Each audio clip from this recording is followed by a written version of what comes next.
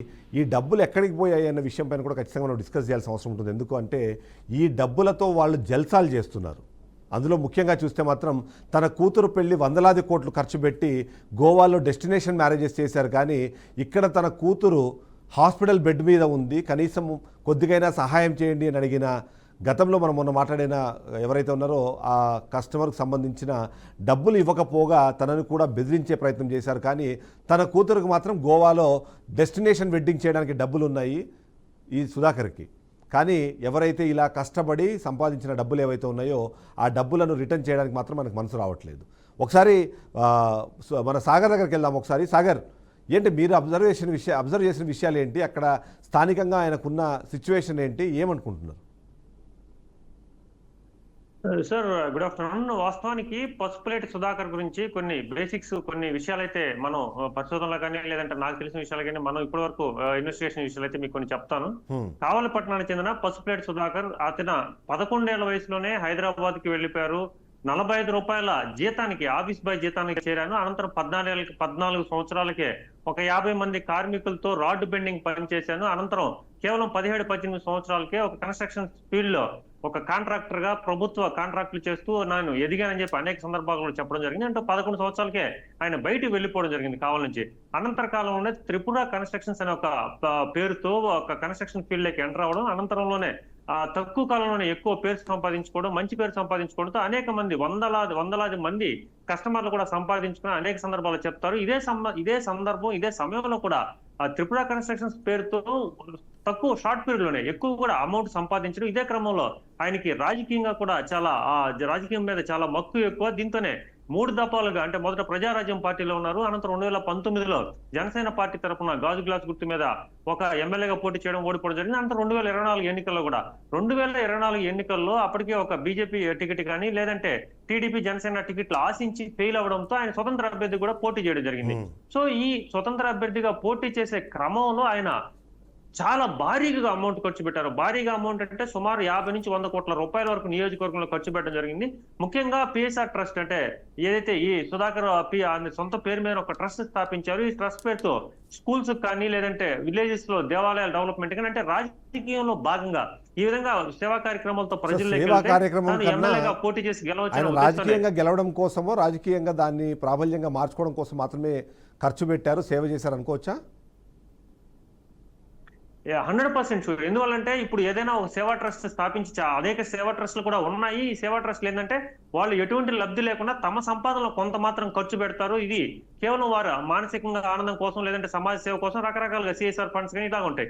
కానీ ఇప్పుడు పసుపులేటి సుధాకర్ మీరు చెప్తున్నా ఇప్పుడు వచ్చిన ఏదైతే 300 కోట్లు 400 కోట్లు అక్కడ మోసం జరిగింది, ఇవన్నీ మనం పరిశీలిస్తే మనకు ముఖ్యంగా తెలుస్తుంది ఆయన శక్తికి మించి, అంటే ఏదైనా ఒక రియల్ ఎస్టేట్ అప్పటికే దెబ్బతినుంది, అప్పటికే తెలంగాణలో ఎన్నికలు జరుగుతున్నాయి.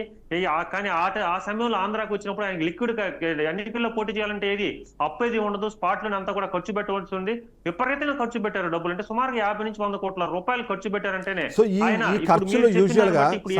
మనకి మ్యాచ్ యూజువల్గా ఈ డబ్బులు ఎక్కువ శాతం అంటే నగదు రూపంలో ఖర్చు పెట్టాలి. అంటే ఇక్కడ ఆ మనీని ఏదైతే ఆల్రెడీ వాళ్ళ కంపెనీకి అకౌంట్కి వచ్చిన డబ్బుల్ని బ్లాక్ మనీగా మార్చి అక్కడ ఖర్చు పెట్టారని అనుకోవచ్చా?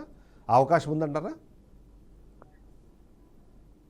ఎగ్జాక్ట్లీ. వాస్తవానికి కంపెనీ వేరు, వ్యక్తి వేరు. సో కంపెనీ వేరు, వ్యక్తి వేరు అయినప్పుడు కంపెనీలో ప్రతి రూపాయి కూడా వ్యక్తికి చెందదు. అదంతా కూడా కంపెనీ ఉంటుంది, కంపెనీకి అకౌంట్స్ ఉంటుంది, అకౌంట్కి లయబిలిటీ ఉంటుంది, అంతా ప్రజల దానికి మొత్తం కూడా ఒక షీట్ ఉంటుంది. ఈ షీట్ ప్రకారం ఖర్చు పెట్టదు. కానీ అక్కడ వచ్చిన డబ్బులంతా కూడా ఈయన నేరుగా రాజకీయాలకు ఖర్చు పెట్టారంటే ఒక రకంగా దీన్ని పూర్తిగా హవాలాగా చెప్పవచ్చు, లేదంటే బ్లాక్ మనీ చెప్పొచ్చు. ఇదే క్రమంలో కూడా ఆయన దుబాయ్లోని ఒక ఈ రియల్ ఎస్టేట్ కి సంబంధించిన ఎక్స్పోలో కూడా పాల్గొనడం జరిగింది. అక్కడ ఆయన చెప్పిన ఒక శ్లోకం వింటే అట్టే కూడా ప్రజలు ఇట్టాగే పడిపోతారు బోట్లు. ఏంటంటే మీరంతా మధ్యతరగతి కుటుంబాలు రూపాయి సంపాదించుకుంటారు, మీరు కన్నా హైదరాబాద్ లో త్రిపుర కన్స్ట్రక్షన్స్ లో ₹1 పెట్టుబడి పెడితే ఆ రూపాయికి ₹10 వస్తుందని చెప్పి ఆయన చెప్పే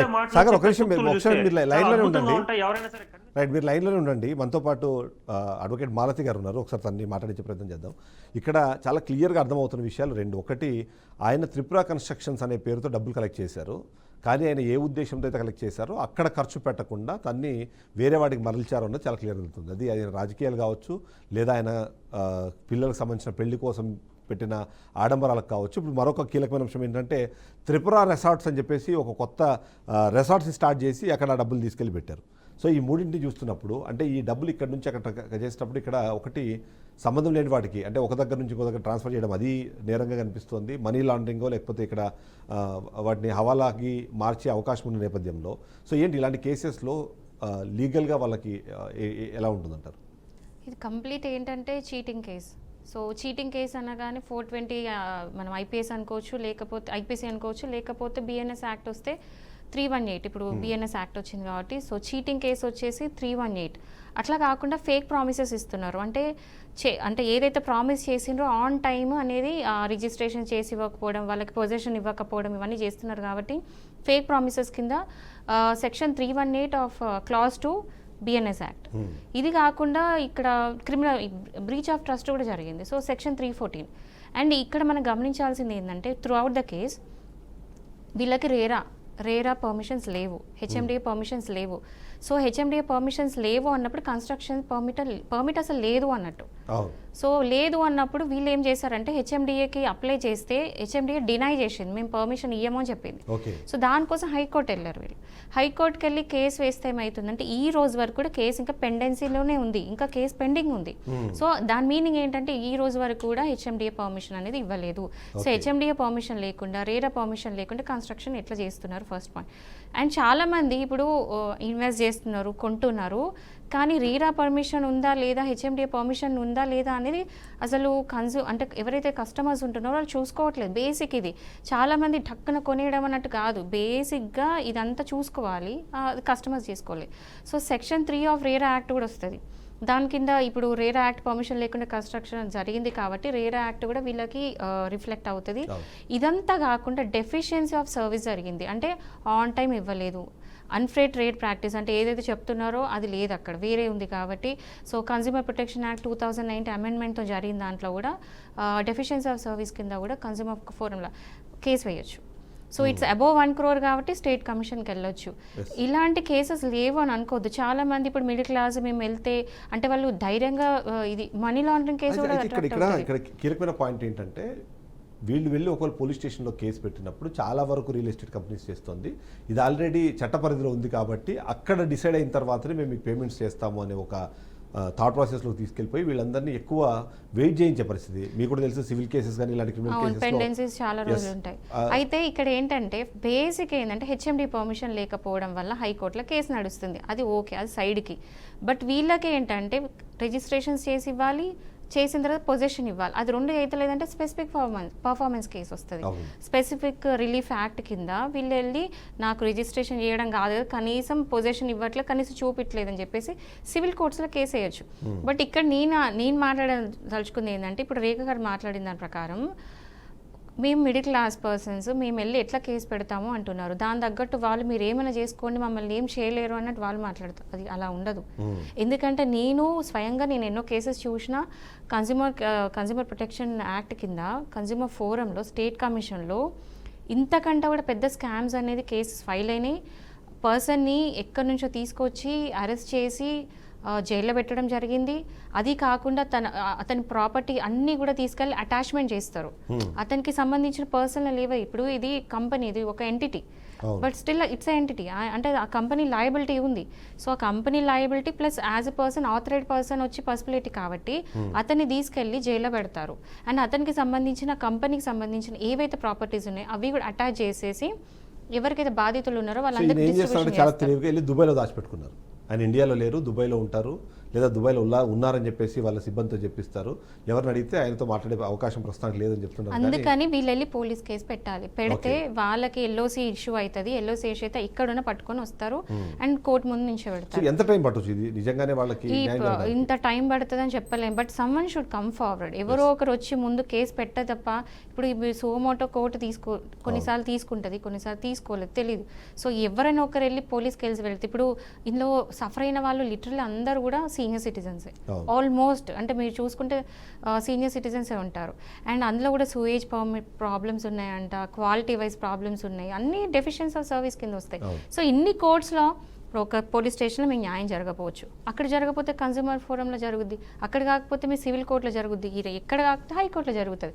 అన్ని కోర్ట్స్లో జరగదు న్యాయం అనడానికి లేదు కదా. So first someone has to start. ఎవరో ఒకరు కేసు పెడితే తప్ప ఇది ముందుకెళ్ళదు. Right, thank you very much మంత్రి గారు. ఓవరాల్గా చూస్తే మాత్రం ఎక్కడో ఒక చోట దీనికి సంబంధించింది ప్రారంభం అవ్వాల్సిందే. అది పోలీస్ స్టేషన్లో కేసు అంటారా, లేకపోతే కన్జ్యూమర్ ఫోరంలోకి సంబంధించిన పిటిషన్ అంటారా, ఏదో ఒకటి జరిగితే తప్ప ఇలాంటి వాళ్ళని జస్టిస్కి తీసుకొచ్చే అవకాశం ఉండదు. వాళ్ళు ఎక్కడ దాక్కున్నా సరే లాక్కొని రావాలంటే ఉన్న ఒకటే ఆప్షన్, ఖచ్చితంగా పోలీసులకి దీనికి సంబంధించి కంప్లైంట్ వెళ్ళాలి, ఆ కంప్లైంట్ రిజిస్టర్ అవ్వాలి. దానికి సంబంధించి ఏదైనా అవసరం ఉన్నా సరే బీఆర్కే న్యూస్ మీకు అండగా ఉంటుందని చెప్పి మొన్న కూడా చెప్పాము. దానికి అనుగుణంగానే ఇవాళ కూడా అదే మాట చెప్తున్నాము. క్లియర్గా ఆలోచించుకోవాల్సింది ఒకటే, మీకు న్యాయం జరగాలి అంటే మాత్రం ఖచ్చితంగా మీరు బయటకు రావాల్సింది. ఇప్పటికే 35 మంది బాధితులు ఉన్నారు, 35 మంది బాధితులు బయటకు వచ్చారు, 300 మంది బాధితులు కాంటాక్ట్లో ఉన్నారు. ఇలాంటి బాధితుల సంఖ్య పెరుగుతూనే ఉంది. కాబట్టి వీళ్ళందరికీ న్యాయం చేయాలంటే ఏం చేయాలన్న విషయంపైన ఖచ్చితంగా బీఆర్కే న్యూస్ ఈ న్యాయ సలహాను తీసుకొని తద్వారా ముందుకు వెళ్ళే ప్రయత్నం అయితే చేస్తుంది. ఎవరైతే పసుపులేటి సుధాకర్, ఒక్కసారి ఆలోచించండి, కష్టపడి పైకి వచ్చారు, మీలాగే కష్టపడి ఉన్న వాళ్ళ సొమ్మును తీసుకుని వాళ్ళు మీరు జల్సాలు చేస్తున్నారు. నిజంగా మీ దగ్గర డబ్బులు లేకపోతే వందలాది కోట్లు ఖర్చు పెట్టి మీరు ఎలక్షన్లో ఎలా నిలబడుకుంటున్నారు, దానికోసం మంచినీళ్ళ ఆ డబ్బుల్ని ఎలా ఖర్చు చేస్తున్నారు. ఈ ఖర్చు చేసే క్రమంలో మీరు మరొక నేరం కూడా చేసి ఉండే అవకాశం ఉందన్నది మనం దానికి సంబంధించి కూడా ఆధారాలు కలెక్ట్ చేసే ప్రయత్నం చేస్తాం. అంతేకాకుండా ఇప్పటికే మీరు వేరే రెసార్ట్ అని కానివ్వండి, ఇంకొక బిజినెస్లోకి వెళ్తున్న నేపథ్యంలో వీళ్ళకి న్యాయం చేయకుండా అక్కడికి వెళ్తే ఏం ప్రయోజనం? నీ బిడ్డకి మీరు గోవాలో డెస్టినేషన్ వెడ్డింగ్ చేశారు, నిజంగానే ఆమె భవిష్యత్తు ఇలాంటి డబ్బులతో మీరు చేస్తే నిజంగానే అది బాగుంటుందా? మీరు పర్సనల్గా ఒకసారి ఆలోచించాలి. ఒక మనిషిగా, ఒక మానవత్వ కోణంతో కూడా ఆలోచించాల్సిన అవసరం ఉంది. పసుపులేటి సుధాకర్ గారు ఆలోచించండి. మీరు ఇది చేస్తున్నవైతే 100% తప్పులు. కేవలం మనుషులను మాటలతో మభ్యపెట్టి ముందుకు వెళ్దాం అనుకుంటే అది ఎన్నో రోజులు నడవదు. ఆల్రెడీ ఇప్పటికే మీ సీఈఓ గారు ఎవరైతే ఉన్నారో వేణు శర్మ, ఆయనకు సంబంధించిన బండారం అప్పటికే బయటపెట్టింది బీఆర్కే న్యూస్. అలాగే మీ బండారం కూడా బయట పెడతాం.